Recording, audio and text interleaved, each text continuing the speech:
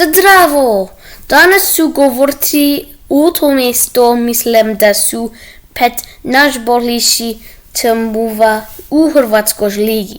Na broju 5 imamo Lokomotiva Zagreb koji su prethodne 5 igara završile sused od 2:0. Gubiteka u Riječku, dvostruku pobjeda protiv Rijeka 2:2. Karta do Hrvatskog Dragovoljića. 3:0 pobjedo preko Slaven Belupo i 1:0 gubatak za Hajduk Split. Broj se 3 osjeća koji je dobro drugo u prosumođoj Hrvatskoj liga. Njihova predanja 5 ukamatice su 1:0 pohodovra nad Hrvatskim Dragovoljačkom. Dvosmjerno pobjedo preko Slaven Belupa. 1:1 strankom s Hajduk Splitom. Dvosmjerno preko Šibenike i 3:2 podba nad Grajkom.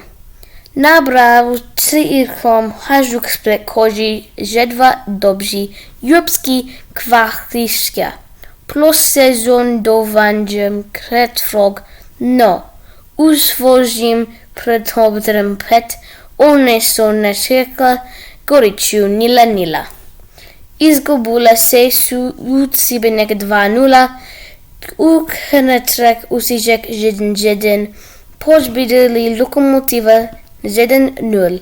I proban velmi Primorak Beograd 2:1 a Salici broj 2 najbolji prevožen Dinamo Zagreb. I uzvali su poslední dogadaj, nehovanči perondonči 5 rezultati. Završili su u 1:1 i zvaličenju Istry. 2:1 Gutbag do prožujen u Europa League, 3:3 masterclass s Riječkom, 7:0 program preko negasanta u klubom. Priteze Ilima eduž 8:0 preko Hrvatskog Dragovoljača. I na Hrvatsko na brom 1 imamo Rijeka, kusenom 7 prom u Hrvatskoj ligi.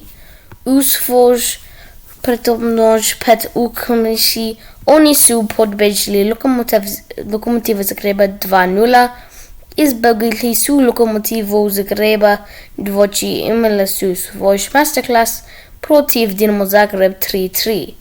Udostili su Olimpiju Ljubljansku 6:1 pravoslešti i pobjedili Istru 6:3.